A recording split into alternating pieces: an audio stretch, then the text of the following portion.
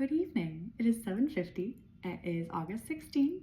Today is tour day, I think. I'm gonna try. It's not quite 8 o'clock yet. I'm actually currently writing a scene that, it's kind of weird that I'm even doing this because I'm writing a scene that's not going to be in the book at all. There's no way because it's not from Lexi's perspective. So I really just am invested in this cancer storyline, particularly this emergency admission, because I'm really trying to make sure that I get it right. And especially now that I've combined the two, and now this first one is going to be the really dramatic one, I just am kind of like trying to make sure that I've done it all right level of intensity. And I have been imagining and wanting to write a scene of the guys at the hospital the night she goes in. So as soon as she leaves, my kind of vision of it is that Ryder comes to get her, takes her to the hospital, the guys immediately follow, and they're in the waiting room for the rest of the night, and Ryder eventually calls to give them an update, and they're like, yeah, we're downstairs. So I wanted to have there be a scene with them and with Ryder kind of just talking about, you know, Lexi and how they were worried that they should have noticed earlier and this whole thing. So that's, I'm writing that because even though it's not going to be in the book, I kind of just feel like when I've got a scene in my head that I want to write so badly like that, I kind of feel like it's a good way for me to also just get a connection with the characters a little bit more, because even if it's not going to be in the book, anything helps to develop that relationship. So I feel like this now, I'm starting to get a little bit more familiar with how the guys are going to be for the rest of the book now, because they're obviously going to have a fairly big change in their behaviors once Lexi gets sick, because now obviously they're kind of rallying around her. So I mean, I think I'll try and keep the dynamic similar to what it already is, because especially I think that's what she would want, and I think they would understand that, you know, she just wants to keep things light. But I also feel like I want to explore a little bit of how they're actually feeling, especially in that scene, because she's so upset and she's so panicked, but I don't really get the chance to explore how they feel, and they're obviously terrified because, and I think I am also going to do a little more work on that scene. I mean, it's written, like I'm gonna try and leave that for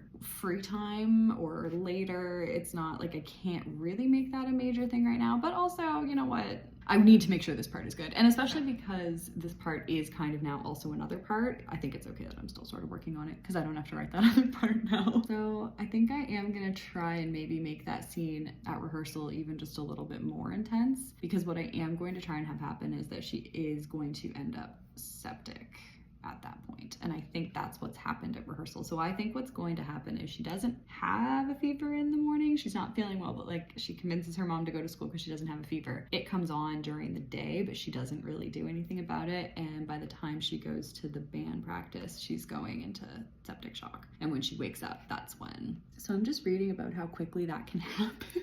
But I think I just did see something that said sepsis can come on within like hours. So it does add up. I think I can make that happen. I think that is going to require the ambulance, maybe. Here's my problem with the ambulance. This is a very specific problem. These are the things that I worry about. Here's my problem with the ambulance is that the whole end of that scene, which is really important to have happen, is that she is like basically about to pass out. Ryder, they're in the car. Ryder is trying to keep her awake, and to keep her awake, he basically says to her, talk to me about the band. Like, talk to me, tell me something about the band. And she kind of has this reflection of like, she just wants to sleep. She's exhausted. She's not well. And she's kind of realizing like, okay, but he's never asked me about the band before. Like, he's scared. I have to do this. He's pulling out all the stops, then so do I. And so the whole thing ends with her talking to him about the band. My issue with the ambulance is that there is no way in hell that they would not be giving her an oxygen mask. And she can't talk about the band if she's got an oxygen mask on.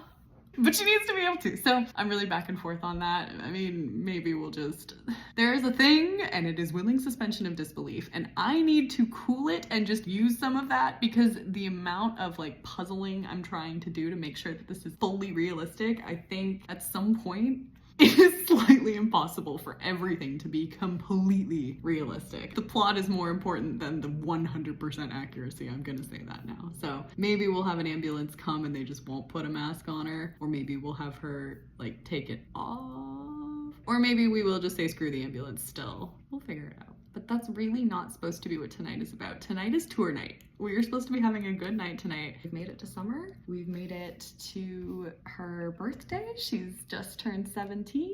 Last full year of her life. So I actually had a moment the other day. I was walking around and I stopped for a second and I was like, should I let her live? Do I have to kill her? And yes, I do. That is the whole story. Like, I know that I have to, and I know that I will, but I did have a moment where I was like, wait, is this fully necessary? All right, well, that's it for now. Gonna go get ready, like I said, maybe finish up the scene, maybe do some tweaking of the other one. But yes, tonight's goal is, even if I don't finish it, I would like to try and get a solid chunk of 18 done. I'm gonna go see what I can do. Cool beans. Talk later. All right, so a little 9:30 check-in. It's going, but not really the way I intended it to. I just finished a big rewrite of the friggin' infection scene. I don't know what it is with this scene. I just keep coming back to it. I really want it to be done right. I did end up changing a little bit of it. I have the guys now wanting to call 911 and her saying no because she wants Ryder, and then kind of being like, oh, what? And Nate's like, can you just, she's terrified, like call her brother, like just do what she says. And so they do. And I haven't fully decided yet if I want still Ryder to tell them to call an ambulance and meet them there. I have not fully decided that yet. But I'm also kind of thinking that just the geography in my mind is set up, it probably actually would be faster for Ryder to come and take her. So I think we'll leave that there. And then I have tweaked it enough that the symptoms make sense for her to be going into sepsis. And so what's now going to happen is I'll leave the rest of the chapter the way that is. In the next chapter, I'll have a update with Dr. Bell, who will explain everything. I think the decision in the end was 5 days that she's unconscious. Let's check the calendar real quick. And after this, I really do want to try and do some of the tour. I wanted to do that, like I wanted that to be tonight, and it is only 9:30, so I also did write that little bonus scene that really didn't need to be written, but whatever. I'm also trying to maybe write just a couple of little scenes that I can sneak in some places during like the chemo storyline. So some Lexi Ryder stuff. That was it. I literally just wrote like 3 sentences of the Lexi Ryder scene, but I would really like to have some of those because I like Lexi Ryder. The Lexi Ryder duo is one of my faves. So okay, I have it as, yeah, I have her out for basically 4 or 5 days, which I think is reasonable. I could probably extend it now that I have decided to go all in with this sepsis thing, especially just because I did learn a little bit more about it and that it can develop very quickly from an infection. So it does make a certain amount of sense that she did have something going on in the morning, hadn't really developed a fever yet, and I read that the infections as they start, they can kind of just feel like side effects of the chemo. It would make sense. She's got the side effects, and so she's kind of, there is kind of just a throwaway comment at the start of the chapter that she was up sick all night, and it's like, ooh, she's not okay, but it kind of seems like it's just chemo effects. And then she's going downhill throughout the day, and I think probably midway through the day is when she starts to get a fever, but she ignores it or doesn't notice. Let's go with ignores. And then by the time she gets on the bus, she's deteriorating, and then after she sleeps for an hour or so, like the timing. Band practice is supposed to be 3 hours. School ends around like 3:20. So let's go ahead and say practice is from 3:30 to, why do I care about this? Why am I so invested in the tiny, tiny little things? Do you know how much research I did on the IB program? It's barely even in this book anymore. And how much cancer research I've done? That's basically it, because all the mental health storylines and that sort of shit, I really didn't need to do any research for. That's another thing I feel like I really haven't talked about that much with this book, is like the underlying kind of mental health stuff. And I feel like a lot of it hasn't really come up yet. I mean, the whole Jonah autism plot obviously has gone through. And then there is the whole thing with Maya. I have decided, in my mind, in canon, Maya has ADHD. She obviously is very bright. She's very talented. She's got ways to kind of cope and deal with stuff, but I am trying to kind of write her as a character who does have underlying ADHD, and I am very specifically not mentioning this at all in the story at any point because because she doesn't know. I wanted her to be a representation because I think it's becoming much more common these days to see, especially in females, not knowing as a child, because females tend to present quite differently when it comes to ADHD, and so we're seeing a lot of females getting diagnosed later in life. So to me, Maya is a character who sort of represents that. I'm not really exploring if it holds her back in any way, because that's really not the point of the story. The main mental health plotline obviously is both Jonah, but then also Lexi's kind of trauma, and as I'm now getting further into this cancer storyline, we're starting to see that she has very little memory of the first time around, and as she gets further into it, that's coming back, right? So she's starting starting to have kind of these, I don't know about flashbacks. I may start to do flashbacks at some point. I may have already kind of done a couple. I can't entirely remember. There's some scenes that maybe, so we'll do that. I haven't decided about panic attacks yet, because the way that I was thinking of doing it was that would happen when she was admitted for the transplant. But then when she's in for the transplant, she's very depressed at that point. And I'm not sure if I'm going to get her to a point where she's just like completely numb, or if I'm going to get her to a point where she's having panic attacks. I haven't actually decided which way I want to go, or if I want to do both. I might as well just go for both, honestly, because I think with her, it is much more of a kind of complex PTSD, and that I'm going to be working into. The second kind of half is that development of that, understanding that, and then coming out the other.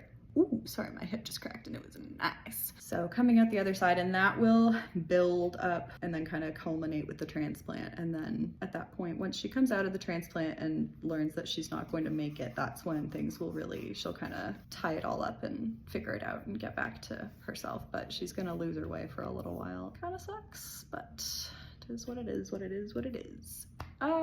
Okay, so now that I've done that completely unnecessary thing that was not at all what I was planning to do tonight, I'm gonna take a break. I'm gonna try and refocus. I'm gonna maybe eat a snack, and I am going to take this gang on tour, because that was a really mean scene for all of them. It's not just for her either. That one was brutal for all of them, and that's why I wrote that extra scene, because I needed to kind of process what happened to the guys as much as anything, because they are not okay. That fucked them up. I wrote like a 10-page scene, but it's in 12-point Calibri 1.5 spacing. Let's find out how much it would be. Okay, so if I had it in the font and in the spacing of the master document, we're at 1, 2, 3, 4, 5, 6.5 pages for a scene that's not even in the book. Oh God, Kate, get it together. 13.5-minute videos, 6.5-page scenes. None of this needs to be in the book. Stop stalling and get to work. Chapter 18, we're going on tour, let's do it. Italy as well, right, that's a thing. And hopefully that's it for chapter 18. I'm not going to promise to finish that one tonight, but I'm gonna try. If I could do chapter 16, I could do anything. Okay, all right. We be stalling, but it's okay, because it's like 11:20 and I'm gonna get to it now. I've been doing depressing shit for a while and I'm over it. So we getting down to it. I am just getting started planning what all needs to go down in this next tour chapter, and then we are going for it. I think I'm going to make myself a coffee. I think I'm going to eat the other half of the turkey bacon club I got earlier on my walk, and I think I'm going to enjoy the night, and I am not going to listen to Breathe Me by Sia anymore, and I'm not going to work on the sad hospital scenes anymore. And I'm not going to write sad extra bonus scenes that I don't need to anymore, and I'm gonna write the goddamn tour, because that's what I was supposed to do today, and that's what I want to do today, and it is time, and I'm stoked. Let's go on tour. It is 11:24. I have to be somewhere tomorrow afternoon, but if we're up until 6 a.m. on tour tonight, I'm okay with it. Let's fucking go. See you soon. I'm trying so hard, man, because I'm trying to just do the happy stuff right now and enjoy it. And then my playlist is on shuffle and Breathe Me comes on again. And like, come on.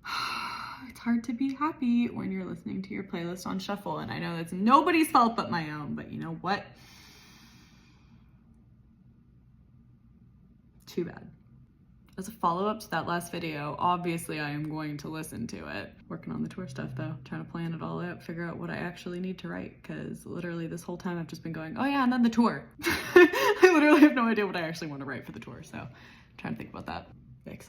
Okay, guys, it's 12:20. I have just finished the first like full scene from tour. Yeah, about a page and a half. It is their first morning on the tour bus, so I did already have some written for it, but that's okay. Pretty pleased with it, actually. I had another little Lexi growing up moment that didn't technically happen while I was in the middle of writing. I thought of it like a few minutes before I actually wrote the scene, because, okay, this is the thing about the tour. So with the IB, the cancer, and the tour, I would say the amount of research that I did was actually genuinely ridiculous, to the point where like it was not actually helpful. Like I spent hours upon hours researching this shit and it's not necessary. It's like 2-3 sentences in the book. But I got those 2-3 sentences and I needed them. So I was able to accurately calculate the number of shows, miles, and hours they'll be traveling on the tour because I literally know every single stop, how long it will take them, when they are going and when they will be there, and when the shows are and when their rest days are for the entire 21-day tour. And I can send you the schedule if you'd like. There's also the 60 pages of handwritten notes that I managed to accumulate on different IB programs. Literally, I was like Googling course outlines. I went deep for the IB, and then there's the friggin' 50-page transplant document guide things open on my computer that if I haven't already read the whole thing, I will. What was I talking about? Tour. Right, so that scene is the first morning on the tour bus. Yes, I am quite pleased with the scene. And can I also just say, should I? No, I think we're okay. Everyone is behaving so far, thankfully. So let's see. Yes, they wake up. They're just trying to figure out life on the tour bus. They finally sit down to look at their schedule and it gets quite intense. They're a little nervous and that was how I had to calculate. So they basically are looking at their schedule. They're like, this looks really intense. And they're all kind of saying like, how many states, how many shows, how many hours, blah, blah, blah. And Sebastian's like, oh, that's math, Lexi, here you go. So she calculates it all for them and they're all kind of overwhelmed. Oh, I need to finish that line I left. There's one line I didn't fully finish. And somebody, I have apparently not decided who, asks, like, can we do this? Because they're a little overwhelmed. And guess who's the one to reassure them all? I'm so proud of our girl. And she's feeling really good. And I have kind of figured out how I'm gonna organize the rest of it. So I'm gonna finish up the whole morning of going to the airport, flying over, seeing the tour bus first show, and leaving for Nashville will all be that first scene. I have the entire scene with saying goodbye to mom, the entire scene with packing and leaving the car, a sentence and a half. For the airport, I have the tour that they give each other of the tour bus. I have that scene written. The other things that need to be done are I'm gonna just do like a section on life on tour, and also there's gonna be some Lexi Sebastian development there as well. We'll have the 4th of July party, and then we will have the ending night in Seattle bonding experience. They're all excited. Cheers to their future. So yeah, that's how we're gonna do it. So I am finished. So there's 4 parts, I guess, technically. So I'm kind of lumping the whole first day traveling and being in Orlando as one, and then the first day on the tour bus, the whole little general tour life, general tour life, July 4th party, final night. Basically, I've got 4 more to write, and I'm gonna go ahead and say 3.5 because the first one's already mostly done or well started. So I don't know if I'll finish it tonight, but at least it's all organized now, and at least I know what I'm doing. I'm gonna probably try and work on the beginning of it now, the airport, getting there, flying, all that stuff. It's not like I have to do a detailed blow by blow of the flight. I am just trying to throw in some funny. This one's light, this one's fluffy, this one's funny, because do you know what? We all deserve that. We have all earned this tour. They have, I have, you have, whoever is watching this someday, we have all earned this tour. Whoever is reading it, whoever is thinking it, we earned this, guys. I know I did. Okay, here we go again. Bye. Okay, we are at 1:30 and I have just finished the first part of the tour chapter. So I have just finished their whole first day basically, and I'm really happy with it. It was finally, we just got our lighthearted fun.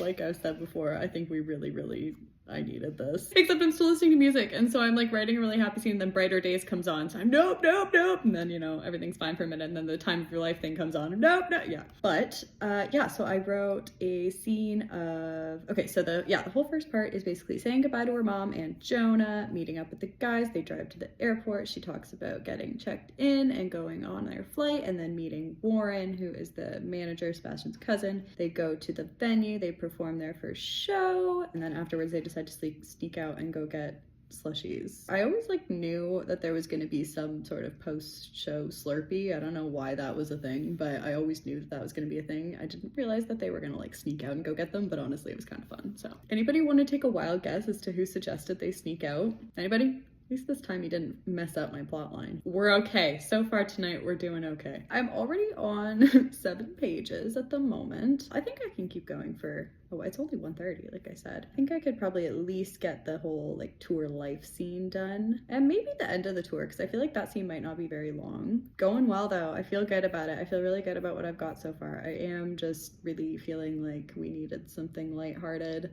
It is really fun to have kind of the Lexi is just, she is just impressing me every day. I am so proud of her. And I think the really cool thing about it is that the whole thing with her character in particular is that I did so much character work with her for so long before I ever even started writing. It almost is kind of like the character growth, the little things, like I don't necessarily know what little actions she's gonna have that are indicating the things that she's learning. And because I feel like I know her character so well, she actually kind of is able to almost do them herself. Things like her being the one to calm them down when everyone's starting to freak out about the tour schedule, that kind of thing. I feel like that was never something that I had planned. It was more just when that moment came up, I was like, well, yes, of course, like that's where she is now. And there was a line in the previous chapter, I think when they were going through all their issues with Sebastian, he's asking her for some reassurance and she's reassuring him. And there was a moment I think where she basically thought to herself, like, we'd figure it out. If I had to make it happen myself, I would. Like, this is my band too. So she's really come out of her shell now. And I think a lot of that has just been so fun to experience for me. And I really hate that that's about to stop. There is going to be another upswing. Once she kind of gets to the end of the treatment, once she has that turnaround with the transplant, which I actually had an idea for earlier today. And I am thinking the person that's going to help her turn around, obviously her teacher, when he like tells her that he's going to help her get through school, but I think I was going to have a appointment with her child life specialist or whatever to kind of talk about the mental health stuff. Cameron, I'm bringing Cameron back. I have to. So that's what we'll do. I'll have a good therapy session with Cameron. That's when she'll start to turn around. And once she knows the treatments are ending, she'll really kind of get her groove back, I think. So, I mean, she's gonna lose her way for a little while. From about chapter 22 is when she gets diagnosed, I would say, to chapter 30. She will be on a bit of a downward spiral. It's gonna be okay. Tonight, we're having fun. Tonight, she's sneaking out for Slurpees and watching Cinderella with the guys and playing shithead, because Toby only has Disney movies downloaded on his computer for his little sister, which just felt right, you know? Toby, expect the unexpected, because we all know it is not for his little sister. Once again, that's canon. You heard it here first, folks. Toby's Disney movies, not for his sister. Our boy loves Mulan. All right, good night. It's not good night, it's 1:30 in the morning. I've got hours. Damn, guys, we're really doing it. It is 3:30 and I have finished the 3rd scene of tour, leaving me 2 more to go. Okay, I just finished the scene about just general tour life and Lexi and Sebastian's big conversation. I am very happy with it, at least for the moment. We've got a good solid half of a page on just what it's like, what they're doing, all the fun that they're having, and then what ended up happening is that I always knew that they were going to have a discussion about Sebastian's family at this point, kind of the backstory. What ended up happening was that so this has now taken place on July 1st, so it's been about 10 days. Lexi has realized that she has not called her mom, her family, and so she calls. She kind of just, she misses them, but she also feels really bad that she hasn't been missing them. She's been having so much fun, she didn't miss them, and now she does. So she is feeling really sad and unable to sleep that night. She's out sitting in the lounge area of the bus. Sebastian comes out and sits with her, and she kind of talks to him about how she's missing her family, kind of comforts her there, and then she, you know, asks him,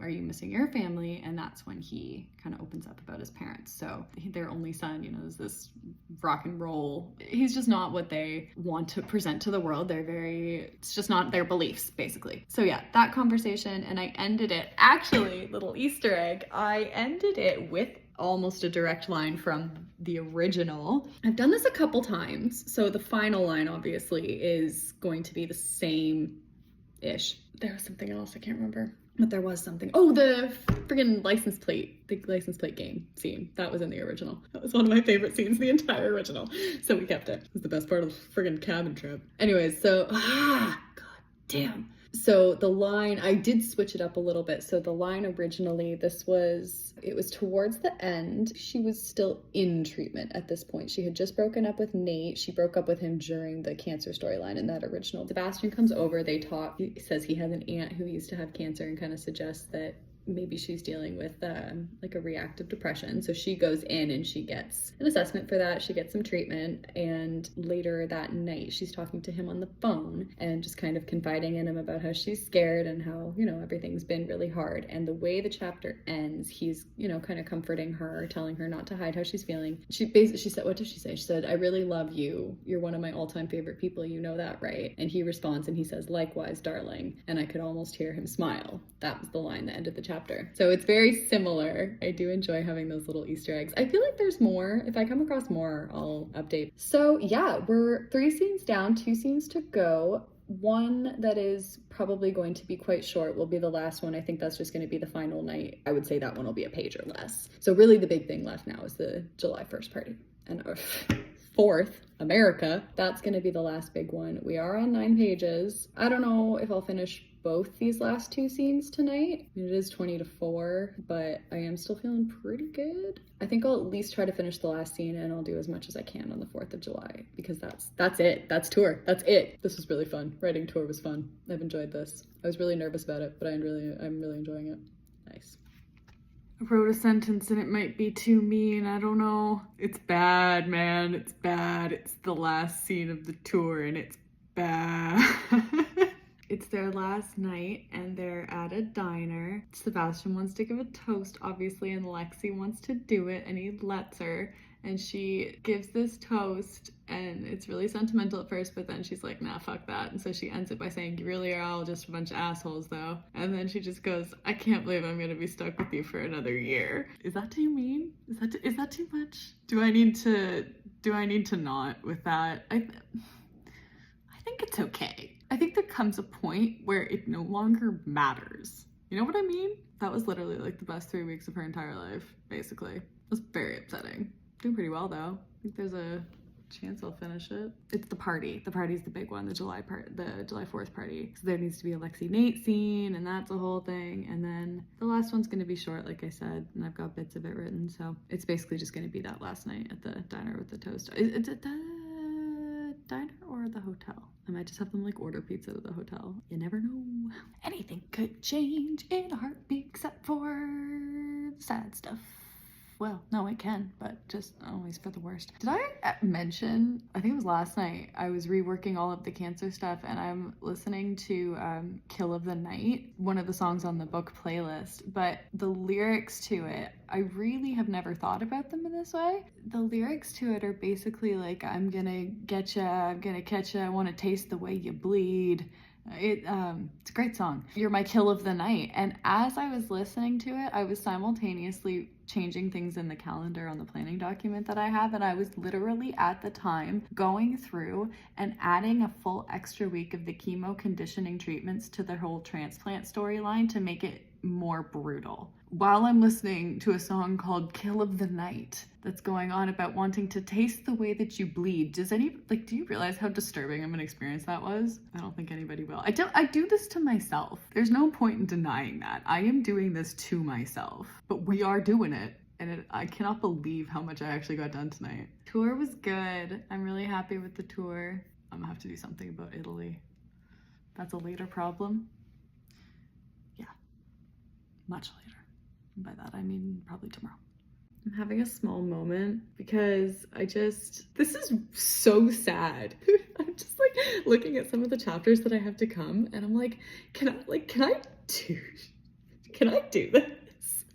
I'm going to, but damn, this is not going to be easy. Oh, that scene that I wrote tonight with the band and the guys and Ryder, ooh, that hurt, because that's the first time I've ever actually written anything from someone else's perspective and like expressed how they feel about her, and it hits hard. I'm really cold right now, sorry. Anyway.